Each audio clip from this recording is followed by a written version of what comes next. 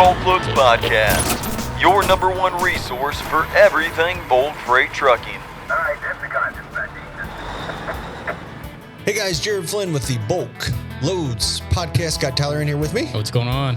Well, for you YouTube viewers, you are seeing something brand new for the very first time.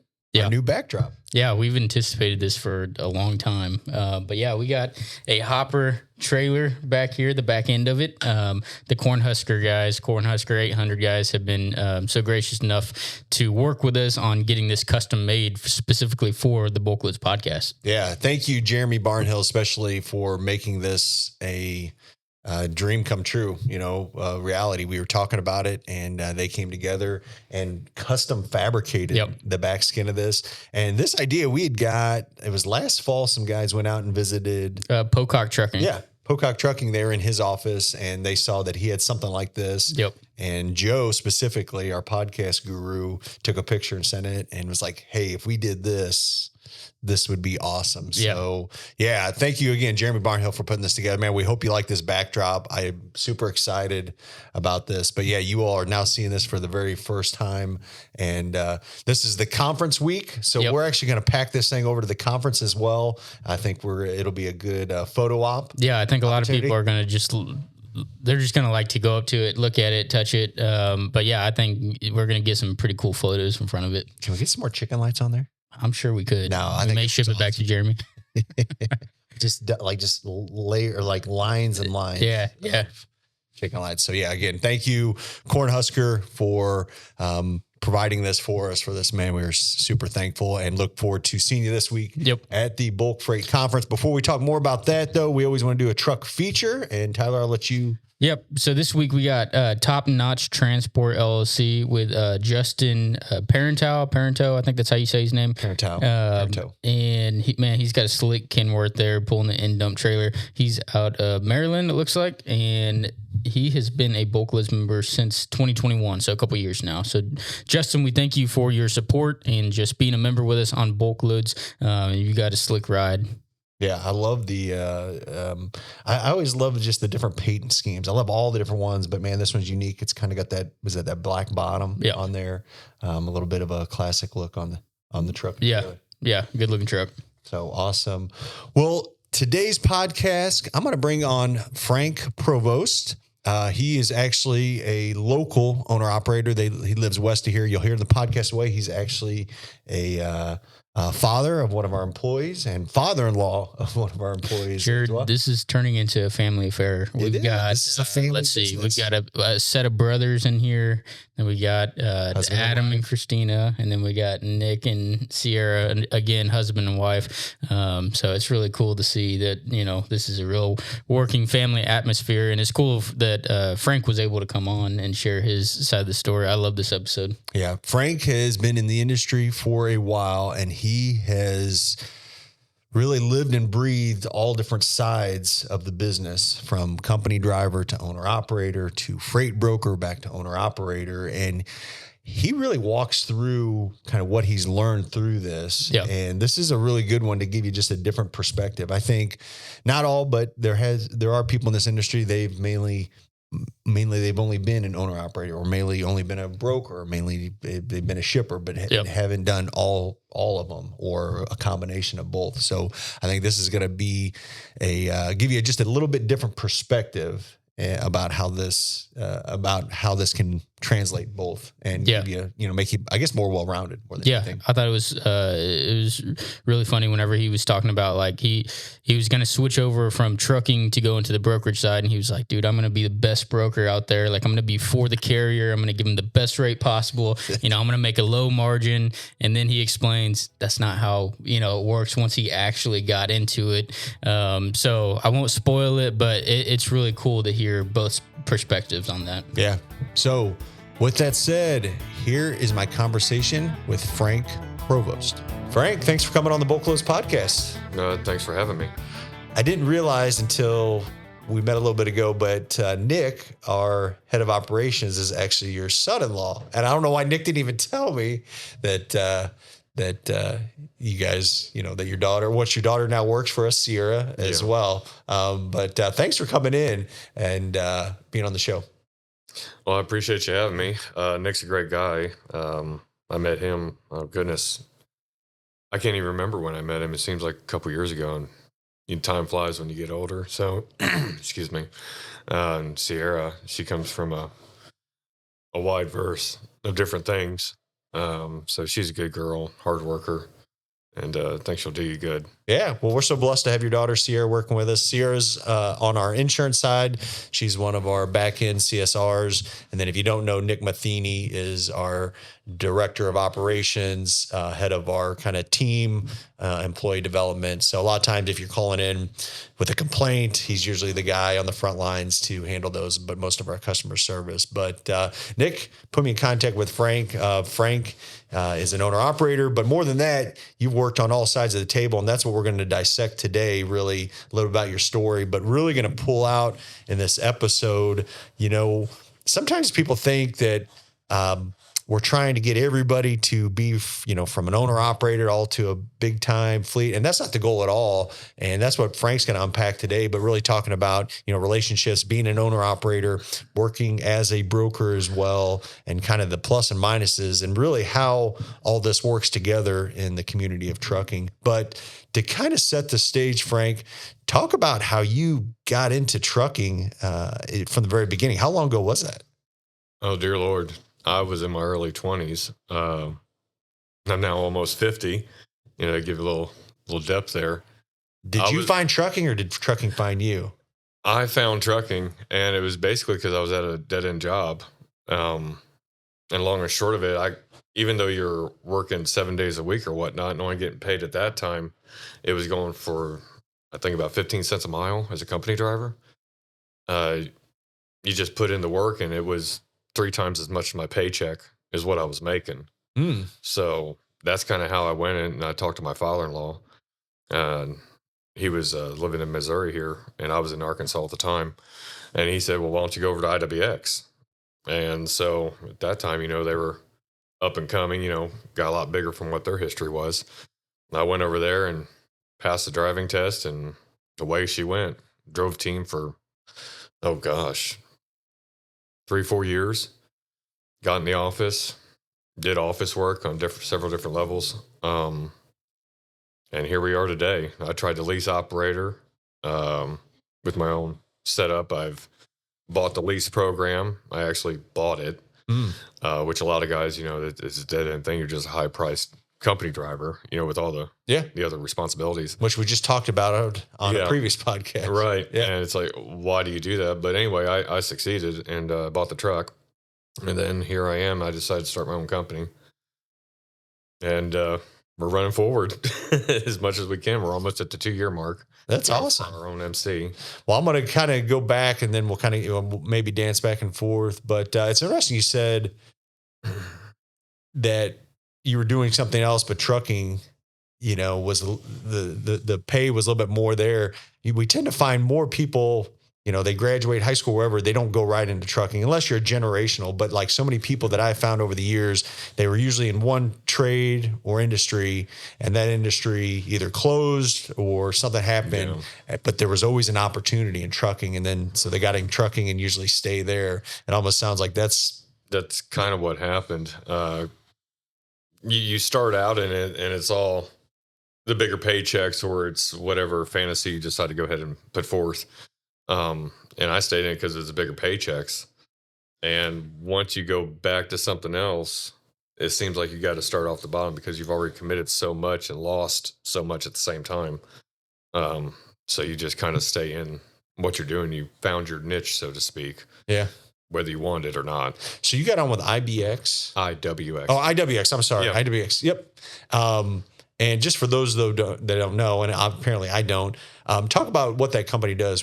How big are they? What do they haul? Or at that time, what were they doing? At that time, IWX, Indiana Western Express, they were hauling produce, and they were just getting in when I got there with Walmart's accounts. Okay. They already had Kroger accounts, Safeway accounts, so forth, so on. And they were getting away from a lot of the brokerage stuff. And then they just started building trucks. At that time, I think they only had 300 trucks when I got in the office. And they're based where? Springfield, Missouri. Okay. Right here. Yep. And right off Kearney, near guard. But in any case, then they started getting into hazmat. And the last I heard before they were bought out by, I think it's WFX, they were really into hazmat transporting. They still got the relays that go back and forth to Springfield and Kingman, Arizona, over in Edinburgh, Indiana. And that was a good thing for a lot of people because the relays, you didn't have to really commit to anything other than a trip to a terminal back from a terminal. And so, yeah, and then I guess now they do background checks, passports, so forth, licensing or something or other. So when you got hired on there, you were actually a team driver? I was a team driver, yes. Talk about that a little bit. That's something we don't ever talk about, which is, it's not really common in bulk trucking, as it is in some of these others, but really kind of break that down, even for somebody that has no idea what that is. 2 people to a truck, everything that you pretty much need, clothes, hygiene products, things to go with pastimes and whatnot. And you guys take turns driving. With the regulations now, I guess it's about the same as what they used to be. But when the truck stops, it's either for fuel or you're switching drivers. Sometimes there's a little bit of lag in there. You go take a shower or whatnot, but that truck's always running. And the benefit of that, from what I've always heard, I mean, a lot of times I know a good friend of mine, he works for Gilster over in Illinois, and they run all teams. But I think it a lot depends on the company and what product you're moving. But I mean, you got that basically that fixed asset, but by keeping it moving, with 2 drivers, you're actually, getting more productivity out of that asset, right. By revenue out of it because of time frames. Yeah. You got less time frames for transit or whatnot. And a lot of times we go ahead, we pick up in California in produce season. And then from there, we could be in Detroit because that was one of the main places, literally in a day and a half, couple days. And then we deliver and then we go on again. And the great thing about IWX, though, honestly, was it really didn't matter how you cut it. You were always home pretty much a day and a half, 2 days a week, period. Oh, nice. So you're a team driver, you're a solo, really didn't matter because it's a main thoroughfare. 44 is the main thoroughfare for East and West Coast for the most part. Yeah. Unless you go down to Texas or whatnot, which is, to each their own. But that's why we got home so much. And that's why I stayed there for 7 years. Nice. So I was gonna say, with a team driver, you probably get to know somebody really well too. So you get to know ins and outs of things you didn't want to know. Yeah, I mean, you're literally sharing a bunk with the person. I mean, yeah, when he's in there when you're not, and you're in there when he's not. So. Yeah, you think because they got 2 beds, you can go ahead and have your own bed and stuff. Well, you got safety stuff there that you can't do anything unless you have cargo netting, and I still don't even think it's safe. But you're always on that bottom bunk. Okay. So they got their stuff, and if they're the boss, they think they have claims over it. So all your stuff is secondary. They got the nice, pretty bed, and then when it's your time to sleep, you got to roll out quilt or sleeping bag or something, and then yeah, it's interesting. So you were there how long before and then what did you switch into? I was there for about 7 years. I team drove for, like I said, 3, 4, 2, 3. I don't know, a couple years there, and then I went to the office. I started out just doing kind of like appointments and stuff, just the meaningless tasks, so to speak, to get trained. Now, was that something I want to ask? Because, like I said, was that something that they saw in you that they want to promote you, or you asked to be in, or how did that even happen? Because that sounds like something that would be an upgrade for someone to want to go in and do that. The funny thing about that is being a new truck driver, and you just kind of went with the punches and whatnot. Had the big radio and so forth. So I was speeding a lot. I got a lot of tickets.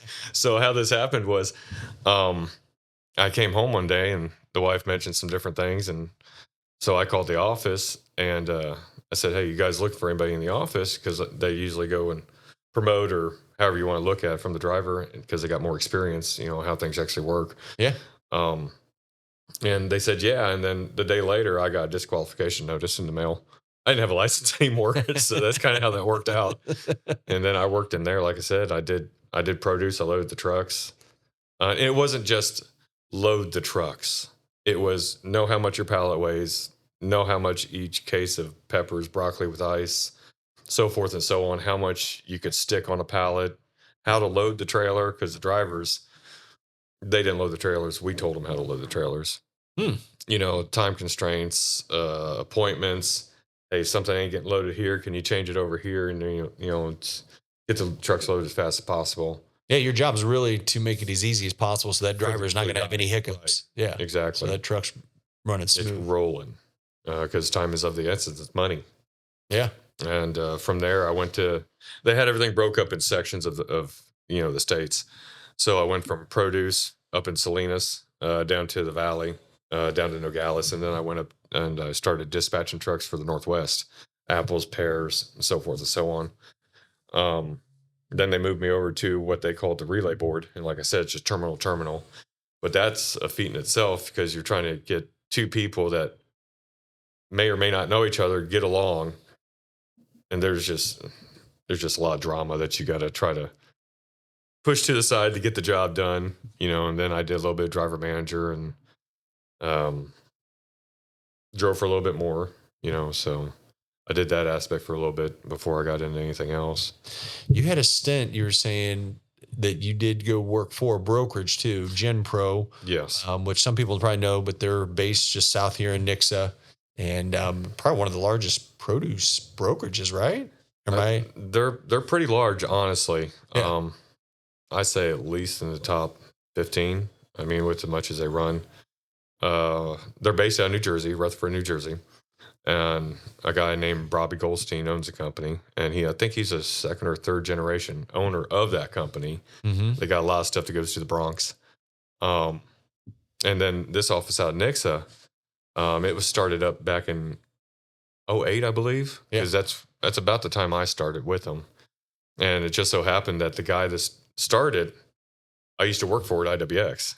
Oh, he was one of my bosses at IWX as well. Oh, okay. Yeah, so I worked for him for about 4 years and then just kind of pitter-pattered on different things and worked for a couple different people. And here we are today. And then, I moved out. I want you to talk about that because, not all drivers go into brokerages drivers, but I mean, you've kind of lived both sides of that.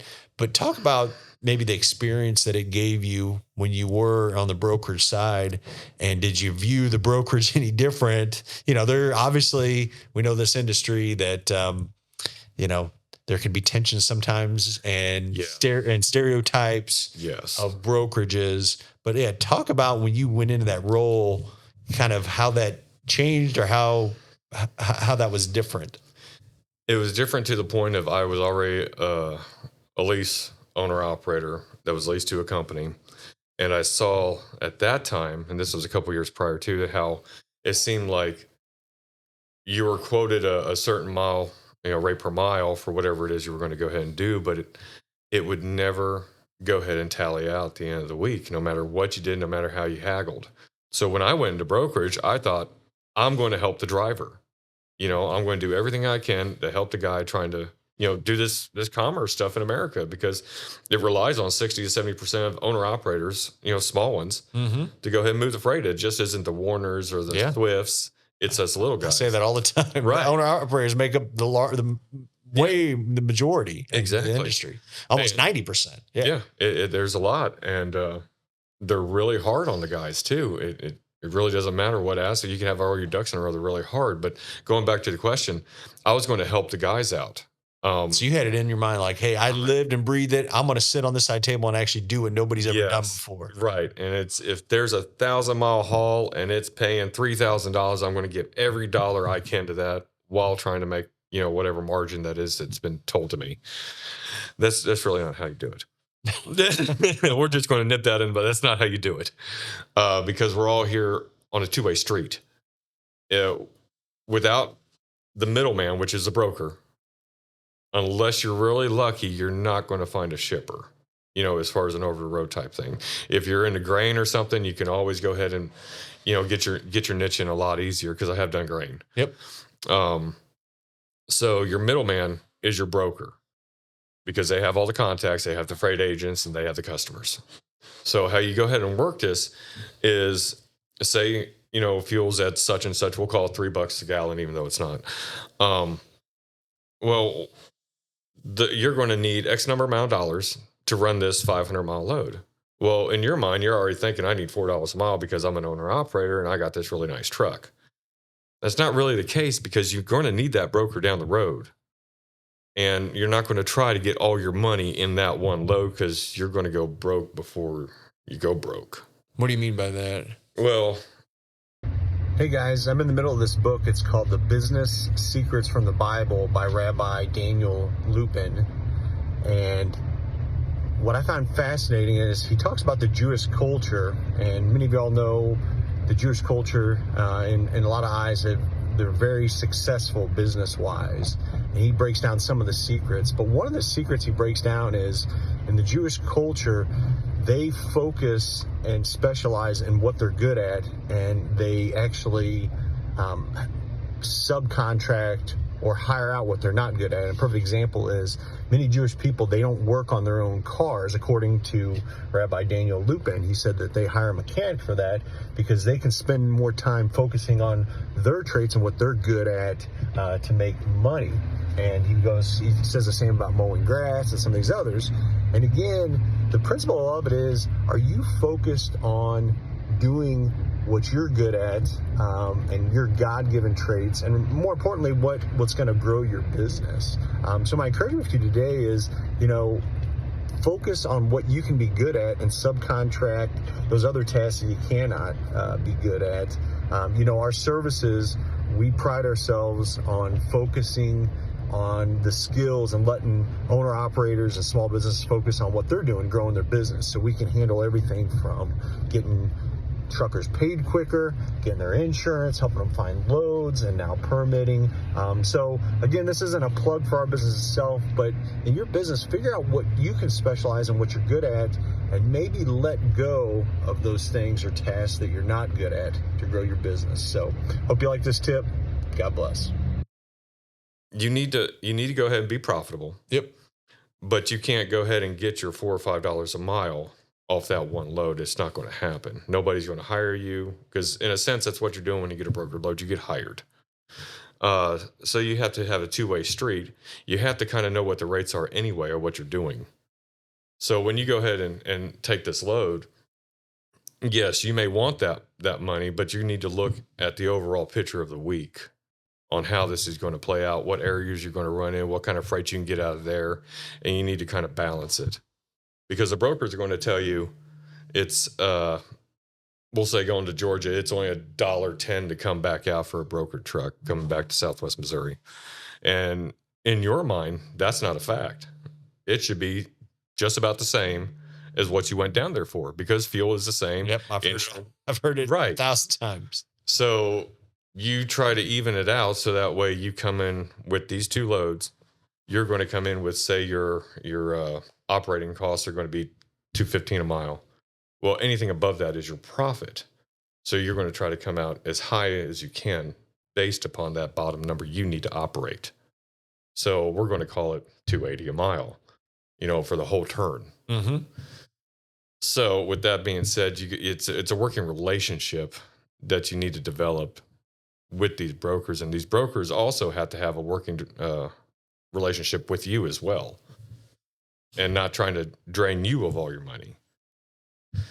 So I think I got off course here. No, you're hitting it right on the head. And I think, man, probably everybody listening to this is now going to be really glued in. But what you're saying is, first off, when you took that role, again, I hear what you're saying. Like, I'm going to give every dollar I can to that owner operator. Right.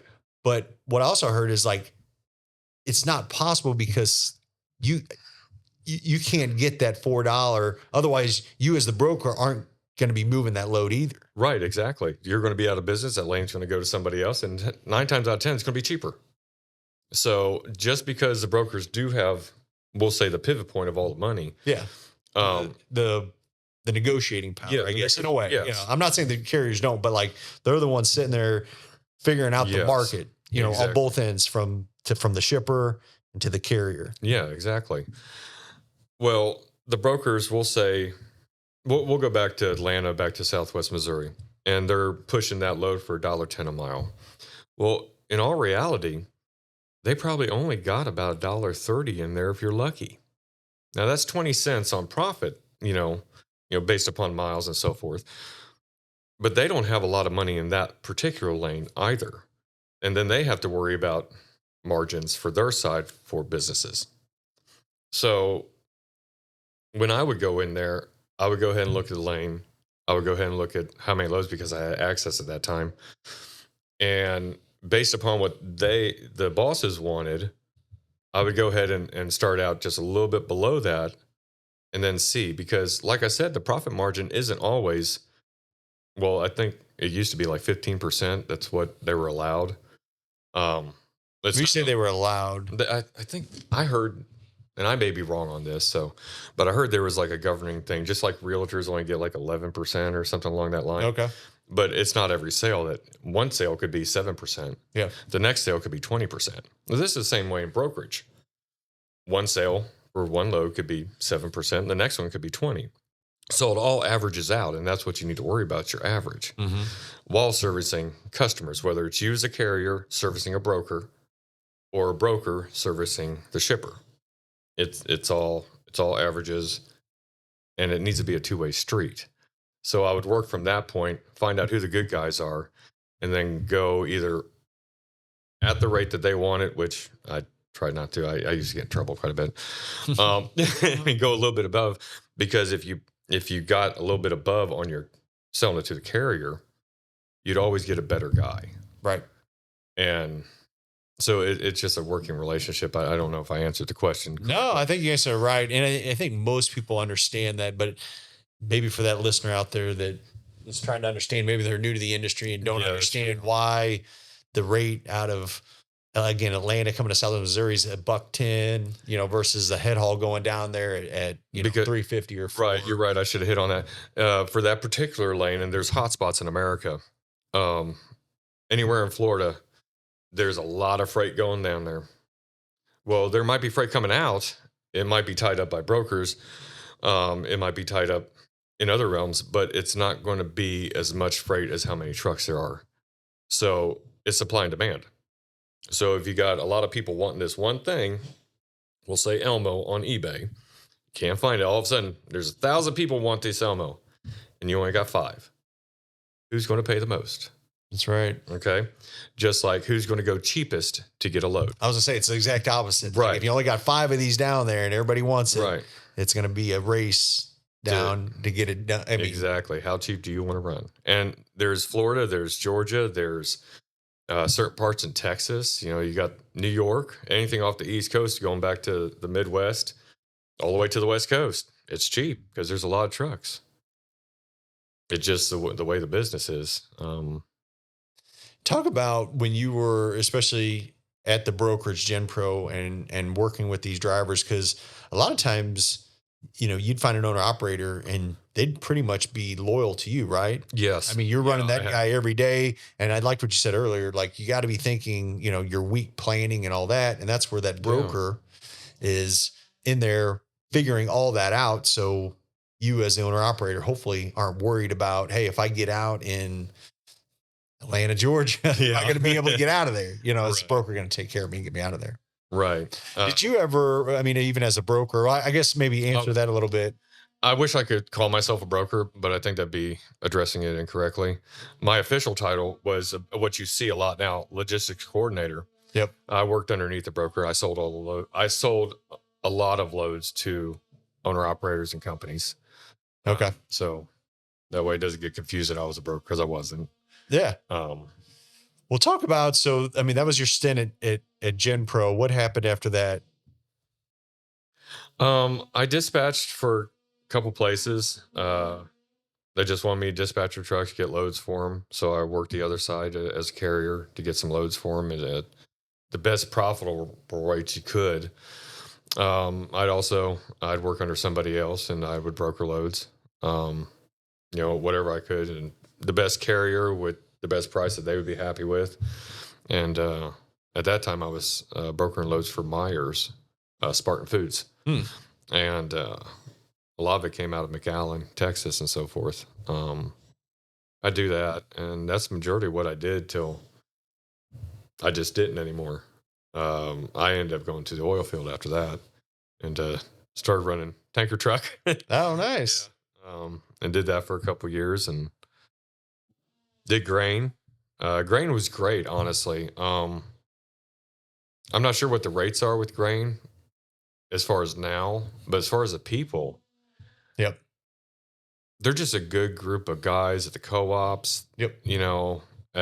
For the most part, the fields, you can have that cantankerous one here and there, but I actually really miss hauling grain just because of the people. Well, I think, and honestly, that it's what's always drawn me into this industry. I grew up in ag, but even just working in the industry, I'm biased to say that, man, the people you work with in this industry just to seem, they're all salt of the earth type people. Yeah. I think that you deal with, and so I've always been biased about promoting it. But I think also sometimes that can create more people wanting to get into it and actually having more people in grain. Yeah. And that could have a negative consequence on the supply. I mean, on the truck side. Frank, I want you to talk about, for our listeners, again,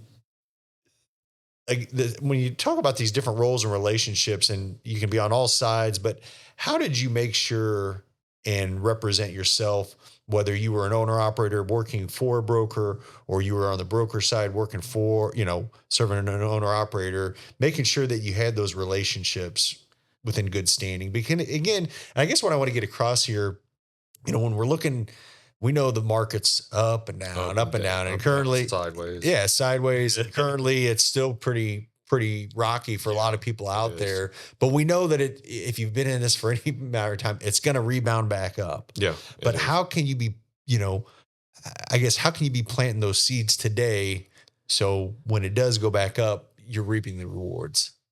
Professionalism, being courteous, and not so much. It is, but it isn't. When you go ahead and take a job, it's just like anything. It's like when you tell your wife you're going to go ahead and mow the grass, or you're going to take the trash out. It's just like when you take a load. I'm going to take this load and do everything I can within reason to do it correctly, fairly, safely, and most proficiently for you. Because that in turn does me. Mm-hmm.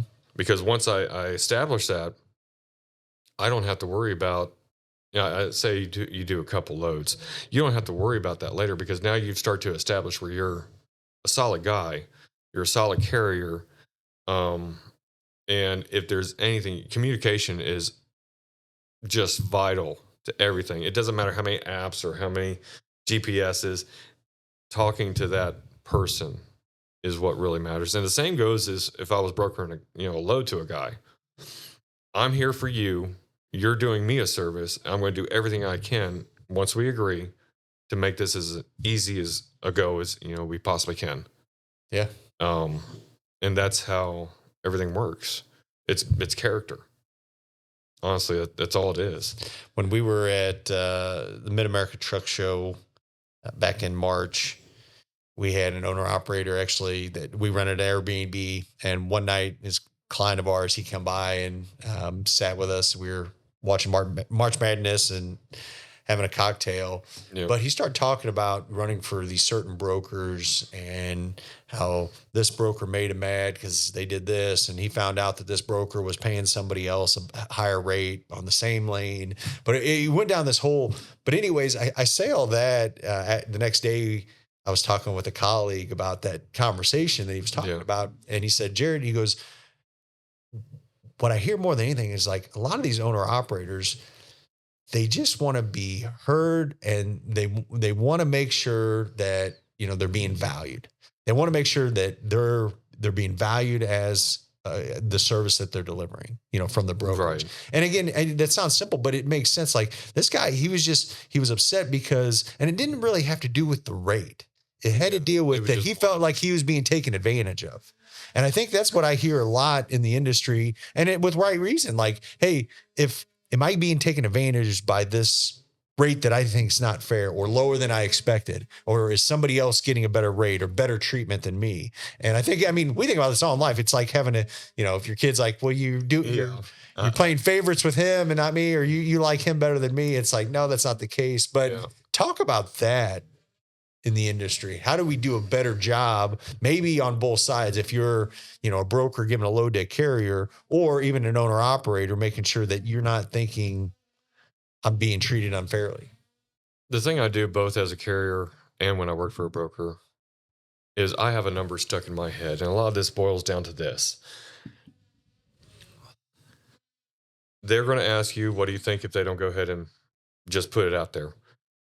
Or you're going to, depending upon if you're on the other side of the table, you're going to ask the carrier, well, what do you think?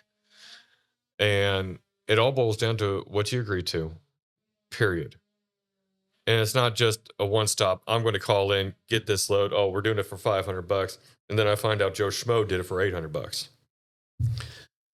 I understand your frustration, but that's when you go ahead and take into account, what did I do wrong? And for the simple reason, a lot of it has to do with research and your bottom dollar. Of course, there'll be times, people are in a pinch and the broker, you just want to, for lack of a better description, you just want to rape the brokers, because that's what they've done to the carriers. So what I try to do is I'll put that out there in conversation first. If, say, this load's worth $800 that we're talking about, I'll go ahead and put it in a conversation and I'll start a whole spiel about this is this lane. Your rate's probably about here as far as what you got with your shipper. And I'm not going to be off but $50 to $100, honestly, on some stuff. And I'm going to go ahead and explain to them, hey, we're a working relationship. I may be, a new guy here. I may be the first time you ever talk to me, but this is what you get. And I just kind of stamp it all out. I try to ask all the questions because of my mistakes in the past. I'm not putting this on all the carriers, and I know they want to be heard just like I want to be heard. They want to be recognized for the job that they do. That comes in time. You have to make a so-called brand for yourself. So it's like when I go ahead and call, we'll say Megacorp up. Hey, this is Frank. Hey, Frank, what's going on? And it's because I've established that rapport. I've established that communication. I've required that communication, And the rest of it, I just put out there. If I have any qualms about it, they're either going to get mad or they're not. You're either going to take the load or you're not. You'll find something better down the road. Yeah. And maybe that's not somebody you want to be associated with anyway. Yeah. You're not going to make everyone happy. No, you're not. And you're just going to do the job you can, and it comes in time. I got, like I said, several brokers that, just know me by name, by voice. I had carriers the same way. I got a state patrol that DOTs me down in Alabama. He sees the truck. Hey, how you doing, Frank? We're all here to play a part, and some of us have bigger attitude problems than the rest, but we all try to get along, and that's how you get heard. Yeah. Honestly, we're all mad about something, more often than not, especially in this day and age. But you need to go ahead and put it in good, valued, and I'm probably not doing it. So, I'm talking to my kids right now. You got to have a concise idea. You got to have a beginning, a middle, and an end. And it all has to make sense. And that's how you're heard. Not raging, not throwing fits. That's how it is. Yeah. And that's how it should be in a lot of different things in life, not just trucking. Yeah, that's good. I'm going to kind of land the plane here. A couple more questions. You wore many different hats over your career. Yeah. I realized they're crooked, but I tried to. I love that you're in here today, and you're still an owner operator today, running a reefer. Talk about the mindset. Have you ever had, have there ever been thoughts of growing into a fleet size, or have you always enjoyed just having that owner operator, which there's not a right or wrong to this answer. I just has it been better for you just to be, I shouldn't say just, as an owner operator versus having 5, 6, 10 trucks? I always wanted to get bigger, and money, of course, always is derivative of why you do anything. But my big thing is I wanted to start something, one, for my family, so you could have that guarantee that they're all right. So you're providing something that they can go ahead and stem from. And then I wanted to do it because of, here we go with the owner-operator stuff, want to be heard, to where I thought I was treated unfairly or whatever. I got my pride hurt. So I was going to go ahead and try to hit on those topics and try to create an atmosphere for lease operators, owner-operators, whatever the case may be, company drivers. Yeah. And that's what I wanted to do. And if I wanted to pay an outrageous rate for Missouri on insurance, I could have already done it. I chose not to. I chose to wait. But I just wanted to create a better atmosphere and actually hear what the guys are, complain about and try to make it better for them. Because whatever hat I was wearing at the time, it doesn't matter. It doesn't, I was always trying to be 150% for the company because they're employing me. They saw something in me. That's why they gave me a job. But I also wanted to be 150% on whoever I was servicing, whether it be a company driver, whether it be a carrier, whether it be me as a carrier for the broker. I wanted to always give it because it was always taught to me, if you're not giving 150%, why'd you get up? And that's how it should be for everything you do in life. So coming back to the question, I wanted to give 150% and try to create that atmosphere where stability, you can come in and talk about, hey, I got this problem. Hey, my records, or hey, my benefits, or my runs, and not have a big confrontation, get it fixed for whatever they wanted, which I think a lot of people actually try to do that too. They want a bigger idea to take place, to take care of people. They want to help people. Yeah. Honestly, I know it's just a job, and you got the other benefits to it. I just wanted to do my part and help, is honestly what it boils down to. Yeah, I love that. How can we do better as an industry in trucking in general? That's a really hard question. And the first thing I'm going to come up with is rates, because of the side I'm on. I understand there's supply and demand. I really do. But there needs to be some more consistency. And it's not on the lower end. Because like I said, this is a two-way street. And your middleman needs to make money, your shipper needs to make money, and the carrier needs to make money. Well, at the end of the day, and here comes a personal owner-operator complaint, Sure. The owner-operator is the last person to get any money. And here, you got the shipper that goes to the broker. There's a cut because the freight agent's getting 3%, 3 to 5%, 6%. And so they're getting a cut off that. So now the broker is trying to go ahead and get in that ball game to go where he can make money, anywhere from 1% to 15% on the average of all their loads. And then you got the trucker. Well, now you got, that's the leftovers of what this guy's trying to, the broker's trying to go ahead and make his profit. Now you got the leftovers of this, and he's trying to make stuff. Well, then of all the other ins and outs, because the trucker is just driving traffic, mandatory rest breaks that can't come out of the sleeper, and you can't do anything else officially. Mm-hmm. But now you got all these other services. Here, let me go ahead and do your IFNA because you haven't taken the time to go ahead and figure it out. Let me do your permits. Okay, well, because again, and I'm at fault for this too. It's just stuff to make it easier to flow, to keep things correct. Because on the other end of the driving, if you don't have anybody else and you're a solo, you're doing the maintenance yourself. You don't have a lot of time. And then you got to make sure the maintenance is right. Yeah. And, from there. So, and everybody's got their hand out. Now, for instance, I should be able to walk in anywhere as a paying customer and get something fixed. Well, that's not the case. It's just like a car dealership. You have to go ahead and schedule an appointment. Okay, well, they schedule the appointment, and now it's a week later before that appointment's actually been honored, even though it was a week prior. Well, you've already been gauged down 3 days, and now you got double the time off. You're not doing anything. You just throw money out the window to pay for the other stuff to keep everything rocking. And this is a true story. I'm waiting on it right now. Yeah, because as we're recording this, I think Nick said that your truck's down, or you have something. My trailer's in the shop. Or your trailer, okay. It was supposed to have been worked on Tuesday. I drove by on Friday because I wanted to be involved with what takes place. So further down the road, I'll know what happens.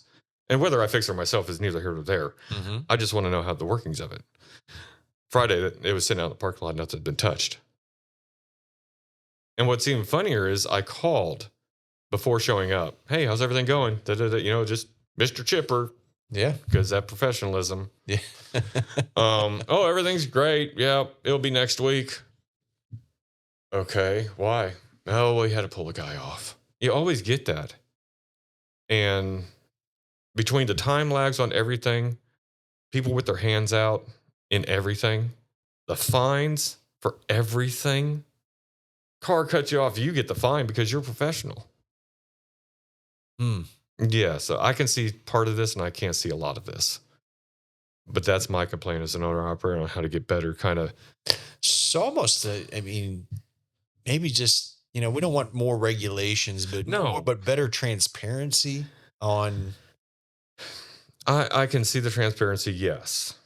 Because you do have those, and this goes back to lanes, that. And I guess maybe I think about this, I'm just throwing a curveball out there, but just like making sure that there's not gouging, like fuel stations can get in trouble if they price gouge, if they get caught. Yeah. If they get caught, jacking prices up. I mean, same thing with, you don't want somebody, taking a massive cut out of a load that, if they can get by with it, like there's got to be maybe some transparency that, hey, just because they can do it doesn't mean they should. No, I agree. And that's where the rest comes in with greed and all your moral problems.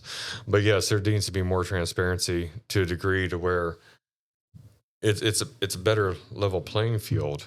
Now, I understand capitalism and I understand the bidding wars and this is how you make money and side gigs. I get it all.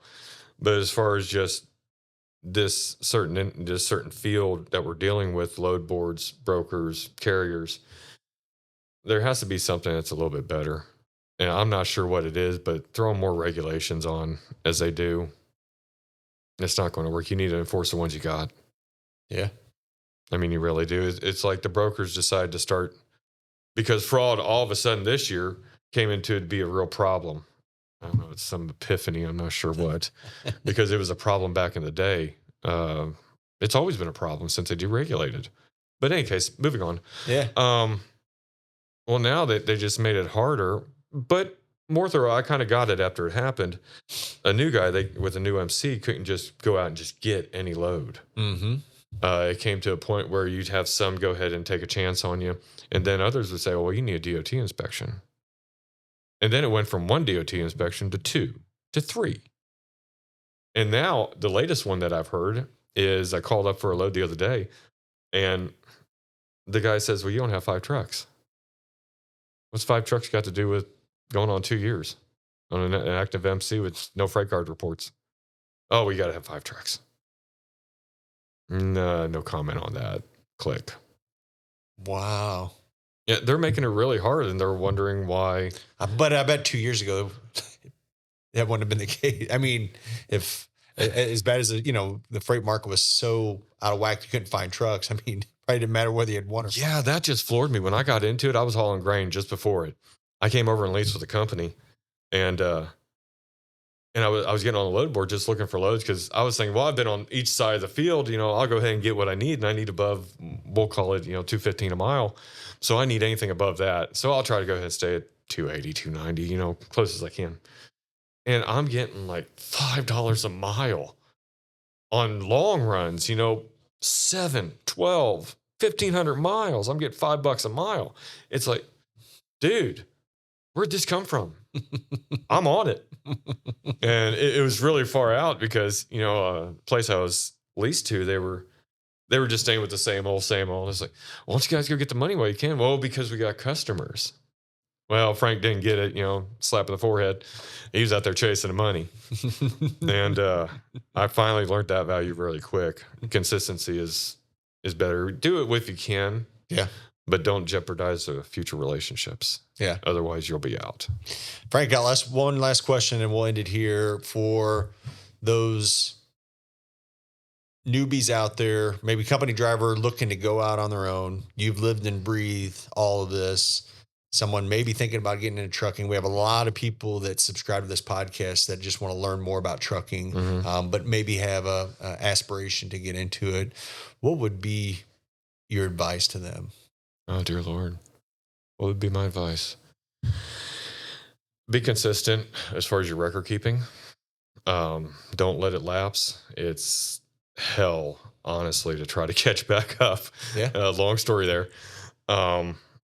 If you could make sure you get your load boards, of course, naturally, because I made that mistake many years ago. Ask questions. Don't be that guy that has a better story than the next. Just ask questions. It's not going to hurt anything. Nobody's going to think you're stupid because you don't know. And it's going to save you thousands of dollars down the road because of fines, because of something you didn't do. Just make sure you're knowledgeable. Ask around to several different people because, like brokering, like carriers, you're looking for the best rate. It goes the same with trying to do yourself. Don't stick with just one insurance person. Go to several, just like you do in your personal stuff. And general conversations don't cost money. And you can find a lot of information out just by having conversation. I found a DAT load board. I called them the other day. And I was asking different things about their plans. And I already knew it, but I was just making sure because I hadn't used them in a month. And this girl said something. She's a sales girl. And she going, oh, Grainage. Yeah, blah, blah, blah, blah, blah. Come to find out she was remote. And it was just, the point of this is it was just through conversation that it was thrown out there and you picked up on it. It's little tidbits of information that you can get and start to build off of that to get more information just in case you don't know something or you're unclear. Yeah. Yeah. Don't be afraid to ask the questions. Don't be afraid. And don't be that guy that knows everything. Yeah. You never will be. Yeah. There's only one guy. Amen to that. Yeah. Well, I do have actually one last question. And I said in the beginning of our conversation about your son-in-law, Nick, and Sierra and that. But yeah, I would just love to get your thoughts. They've been married for a little bit now and they're working here. I absolutely love them to death, but they're good kids. Yeah. Yeah. I like the fact that Nick doesn't chase the money like I did. I'm glad he has focus around home time because that's what Sierra wanted because Sierra didn't have it. Because I chased that. She craves that. And Nick has the mentality of I want to be home, I want to be with my wife, I want to be with my dog, I want to go hunting, I want to have fun, I want to go boating. Mm-hmm. All the stuff that, I'll get to it next week. I'll get to it next month when I have, time. Because I was a truck driver. So I'm glad he has that grounding and he can provide that to Sierra because that's what she wants. Yeah, that's awesome. Frank Provost, man, thank you for taking the time out of your day to drive up here. Thank you for coming on the BulkLoads Podcast, and God bless you. Appreciate it. Thanks for having me. Yep. Tyler, I think being a host of this podcast, I get more and more out of it myself and learn so much. I think, like, selfishly, I love doing these podcasts because I'm growing myself by having these guests on and learning from them. I didn't even realize IWX was here in Springfield. I probably should know that, I know Frankie talked to me like, it's a local based here. And, and then I think they got bought out or merged with WFX, Western Flyer. Yeah. WFX. Western Flyer Express. And, it was really interesting. Yeah, I think Frank just kind of amplified what we've heard before. And Jared, what you have kind of talked about many times on this episode is just like at the end of the day, just trying to have that equal relationship to where it's win-win-win for everyone in the industry. All sides of the table has to make money. How do we do it fairly and respectfully? That way everyone can kind of strive in the business. Yeah. It's interesting when you talk about fairness, because there's not a set definition on fair. Yeah. People want to be treated fair. Frank said that at the very end on being treated fair. And I think that's something we always have to kind of think in mind when we're interacting, because I've said this all the way back from my Bartlett days. We all have to benefit. Everybody has to win. If someone doesn't win or benefit, then it's not going to continue. Yep, exactly. So when you're working with owner operators working with brokers, man, try to think about put yourself in that other person's shoes and think about how everyone can win and gain. Yeah, exactly. So this is conference week. Depending on when you're listening to this podcast, it's either getting ready to start or it is in full progress. Yep. We have hundreds of people driving and flying in. We are super excited. I think I have to be careful not to think about this too much because I almost get emotional. We have people coming all over. I am super grateful and more than beyond humbled the amount of people that are coming in, investing their time and dollars to be here. So thank you for those that are coming in, and if you haven't yet, and maybe you're listening to this on Monday and you would still like to come, we still have room. Yep. And we will make room for you. So if you think you can make it last minute, get a hold of us. We will get you a ticket. We want you to be here. We don't want you to miss out. So we will bend over backwards to accommodate if you still would like to come and can make it here. And I even say this too, if you are even within driving range and can't make it for the whole event, again, I know it's a lot of time, but you can just come for a little bit. Let us know. We want you to come. If you can come in just Wednesday evening, come in for that. If you come in just for a little bit on Thursday or just the Friday session, we want to accommodate you. We want you to be here. Yep. I want to meet you personally. So make sure, do everything you can to make it to the Bulk Freight Conference. You will not regret it. I promise. Yeah. Well said. Jared, if we have to open out the doors and have people sit in the hallway, we'll do that. I think this is going to be a good time. And like you said, there are still a few tickets left. Go on bulkfreightconference.com and get your ticket. If you have not done that yet, if you can't afford a ticket, you still want to come, definitely contact us. You can just email podcast@bulkloads.com or just simply comment on this YouTube video that you want to attend the conference, and we'll reach out to you and make sure you can do that. Yeah. All-star lineup. Super excited. Yep. Before we get out of here, there's a couple of new updates that we're putting on the website. Yeah, it's been a little while since we've kind of done an update or gave an update on what we're kind of working here on, specifically bulkloads.com, our marketplace and platform. We have a couple cool things coming, and one of them is we're actually a while back we had a rate calculator that was available to our podcast listeners and subscribers. We're actually embedding that into our website. Now I can't tell you a target date, but I can tell you it's going to be a few months. We're going to actually get that embedded into the website. It's it's better than the Excel sheet. It's all built in to where you can simply just type in your numbers, and it's going to basically spit out like, hey, you need to get at least this rate to break even on this specific load. Yeah. So I think it's going to help our members make more valuable decisions, and they're going to know their rate and their cost. I think most of our guys do already, but it's just going to be a handy tool to where it's right there. You're already on the website. You can just plug in your numbers and go. Yeah. I don't want to speak too soon, but another project that we're working on is adding facilities. Yep. It's been something we've talked about over the years.